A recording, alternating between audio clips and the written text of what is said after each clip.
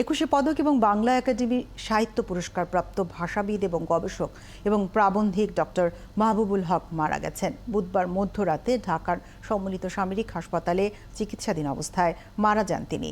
মাহবুবুল হক 1948 সালের 3 নভেম্বর ফরিদপুরের মধুখালীতে জন্মগ্রহণ করেন।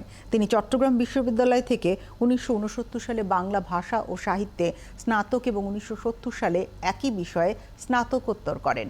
1997 সালে পিএইচডি ডিগ্রি অর্জন করেন একই বিশ্ববিদ্যালয় থেকে। পরবর্তীতে চট্টগ্রাম বিশ্ববিদ্যালয়ে যোগদান করেন বাংলা বিভাগের প্রভাষক হিসেবে।